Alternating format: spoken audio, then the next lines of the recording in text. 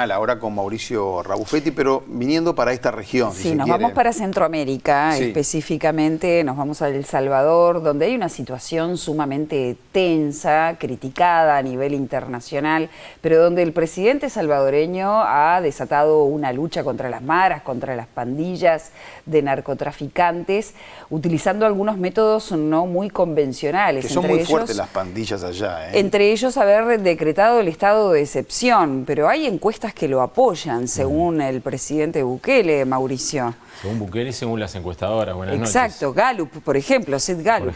Por ejemplo, sí, el presidente Bukele, que tiene más de 80% de popularidad y, como vos decías, lanzó una guerra contra las pandillas, a las que se llaman maras en Centroamérica y en el lugar de origen, que es Estados Unidos, donde surgieron estas pandillas que hoy asolan países como El Salvador. Vamos a decirle desde ya a los televidentes que algunas de las imágenes que vamos a compartir durante este espacio pueden herir la sensibilidad, son bastante fuertes. Bueno, ¿y en qué consiste esta política que lleva adelante el presidente entonces de guerra a las maras? ¿Es así? Sí, exactamente, Leo. Se trata esencialmente de una decisión del presidente Bukele, este presidente muy joven y tan popular, de perseguir a los integrantes de las pandillas, que son nada más ni nada menos que organizaciones de delincuentes transnacionales, porque tienen ramificaciones en varios países, no solo de Centroamérica, sino de Estados Unidos y en algunos casos de Europa, que, como decía Gabriela, trafican con droga, esencialmente narcomenudeo, pero también extorsionan personas y están en otras áreas de la delincuencia internacional. Ahí vemos algunas de las imágenes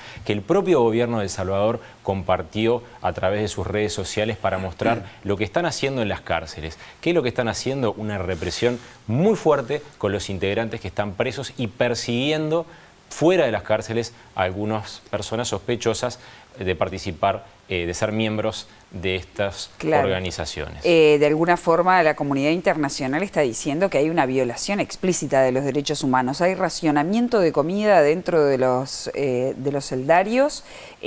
Además hay un estado de excepción que permite detenciones sin orden judicial.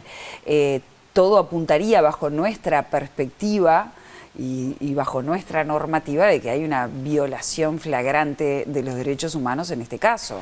Claro, lo que sucede, Gabriela... ¿Qué pretende Bukele sabiendo esto con estas decisiones? Bueno, yo antes de contestarte le voy a pedir a los compañeros de control que nos permitan compartir con los televidentes y con ustedes lo que Bukele explica sobre esta decisión que ha tomado. Es el incremento de la Fuerza Armada al doble y la incursión en los territorios de las pandillas ahora nos permite tenerlos literalmente huyendo y escondiéndose. Ahora se esconden como ratas, literalmente. No lo digo como ofensa para las ratas, por supuesto, sino que literalmente se esconden en hoyos. Ahí vimos un pandillero escondido en un hoyo. Los que aterrorizaban a la población ahora se esconden.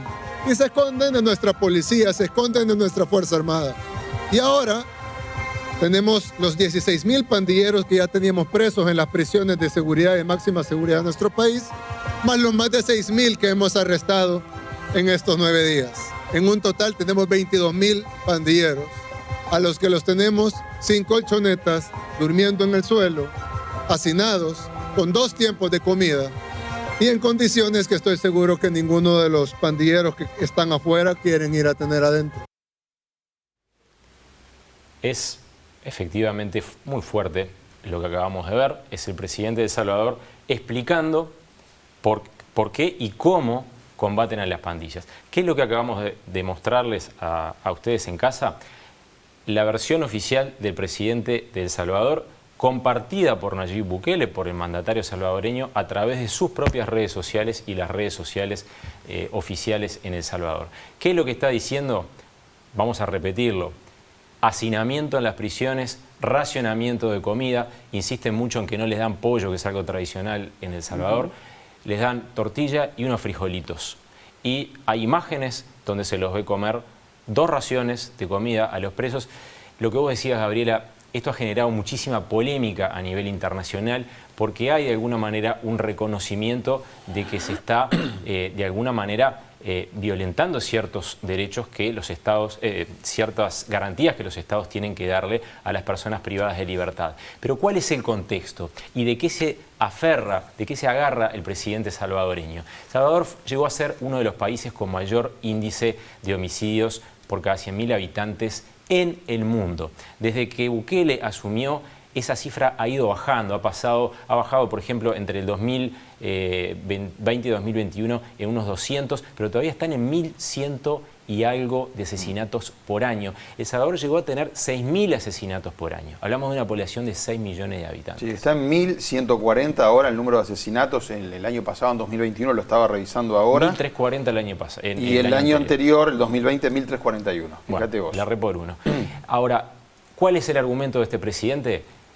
Las pandillas son un cáncer, son delincuentes, los tenemos que combatir, sea como sea. Obviamente, esto ha despertado una polémica gigantesca a nivel mundial, porque las ONG, que defienden los derechos humanos, porque además los relatores para los derechos humanos de diferentes organismos de Naciones Unidas, la alta comisionada de Naciones Unidas para los derechos humanos, han protestado porque hay un reconocimiento explícito, como bien decías tú, Gaby, de lo que está haciendo el gobierno. Y yo quiero hacerle notar a los televidentes que en esas imágenes que compartíamos con el discurso de Nayib Bukele, hay una enorme producción atrás.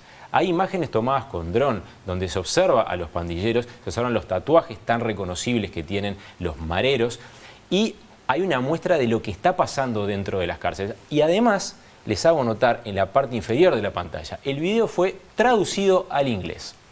Traducido al inglés. ¿Por qué? Porque se quiere, por parte del gobierno de El Salvador, que se entienda que esto es una ofensiva más fuerte que las anteriores y que ya hubo contra los pandilleros. La cifra de detenciones no está clara. ¿Pero por qué traducirlo al inglés, perdón? Claro, porque... ¿Es un mensaje a quién? Al resto de la comunidad internacional, claro. A la cual este presidente le dijo, esto es un problema de El Salvador y vamos contra los pandilleros, cueste lo que cueste. Bien. Porque esa fue la respuesta que él le ha dado. Es más, ha tildado de vividores a los integrantes de las ONG, ha dicho que si no hubiera violencia en El Salvador no tendrían dinero para ir a hacer los estudios de la violencia en El Salvador. Bukele está dando una batalla interna, amparado o anclado en ese 80 y pico % de popularidad, y también una dura batalla externa, porque se ha convertido a raíz de esto en un presidente extremadamente polémico. Claro, hay que decir también que cuando él habla de los pandilleros, habla de los niños que fueron cooptados por las maras de 10 años, por ejemplo, 12 años, a los cuales se les infringen penas de hasta 10 años de prisión. Yo pienso que eso nos llama más la atención a los uruguayos, tal vez, que muchas de las cosas que estamos conversando y viendo. Efectivamente, los niños de 12 años en adelante que integren las pandillas, a partir de una reforma del proceso penal, de la ley penal juvenil en El Salvador, algo que ha sido muy criticado por UNICEF, pueden recibir penas de hasta 10 años de prisión que no pueden cambiarse. No pueden redimirse, no pueden ir para atrás una vez que las reciben. Los que tienen más de 16 años y forman parte de estos grupos, 20 años de prisión.